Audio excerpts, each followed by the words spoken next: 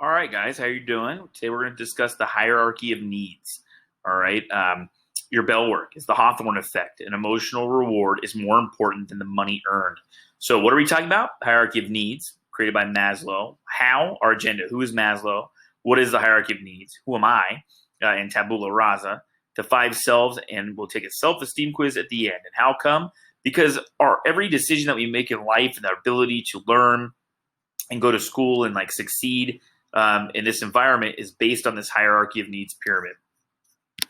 So who is this Maslow guy? He was born in Brooklyn, New York in 1908. He passed away in 1970. He studied at Wisconsin-Madison in psychology department. He started a thing called meta-motivation to describe self-actualized people who are driven by innate forces beyond their basic needs. They may explore and reach their full human potential. That's what we're trying to get at the end of our class. So the hierarchy of needs pyramid is your first answer, right? We're looking at needs, belonging, wants, and mindfulness. So psychology, safety, love and belonging, esteem, and self-actualization. That's his pyramid. He invented this thing. So needs and safety. We can't come to school and learn without food, water, shelter, clothing, and air, right? That's what he was trying to get across to us there at the bottom of the pyramid. Love and belonging. We can't start our journey to find our five selves without friends, family, love, children, social interaction, those type of things. So those relationships, right? Because if I don't believe in me, then it's really hard for me to do any of these things.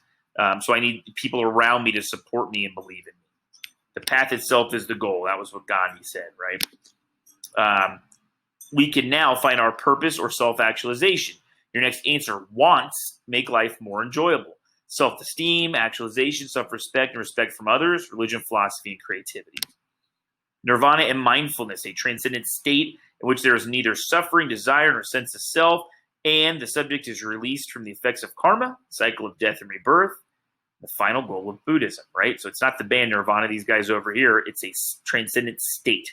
That is what Nirvana is. Mindfulness, or sati to the Buddhists, is a state of being present in mind, body, and soul, right? We're stress-free, we don't worry about the past or the future. We get there via meditation, yoga, and calm.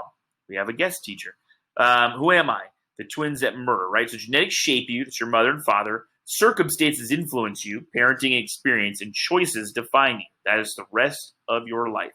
So mother, the egg is 25%. Father, the sperm is 25% of who you are. Your next answer, parenting. That's mom and dad. They may not be mother and father, right? It could be your aunt and uncle, grandma and grandpa, foster parents, a brother or a sister who raised you. And then experience. That's school, what we do to play, sports, things like that, right? Church, temple. Some people get attachment disorder, psychiatric illness, where the subject has difficulty attaching to other people. So we can have mother and father, and that's not going to change. But this part could change. So if you have twins who are separated at birth and sent to different places, they both commit murder around the same age, between 20 and 25. Why does that happen if they had different parents and different experiences? Because of genetics. Blank slate, right? We learn through experience. It's John Locke's philosophy of tabula rasa, or the blank slate. Tabula rasa, there you're going to draw it on a blank sheet of paper. I just want you to draw what you think a blank slate looks like.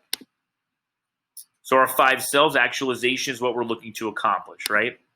Again, our core values, relationships, commitment, and discipline. The lost, they lack the needs that they need to survive. The found have needs and wants. The elite are self-actualized. So self-esteem, how are we going to learn about that? By loving ourselves, right? The light that shines in you be brighter than the light that shines on you. Self-concept, we're going to learn that for, it's complete and individual personality. It's knowing your values, talents, and beliefs, right? We'll learn that through Taylor Swift music videos. Self-efficacy, establishing our goals. Aptitudes are our talents. That's your next answer. Self-awareness, our personality is your next answer. The combination of characteristics and qualities that form a distinctive character. Self-actualization, why am I here? What makes me happy? What is my purpose, right? Man's search for meaning. Here, I want you to go through each one of these. They're on the Google form, and to answer each one, right? One need you can't live without, one person you love or pet, and then one, thing you really love to have that you don't need. In class, we're going to do this in the chat box. And I need you to take the self-esteem quiz and then update your chart. I hope you guys have a great day.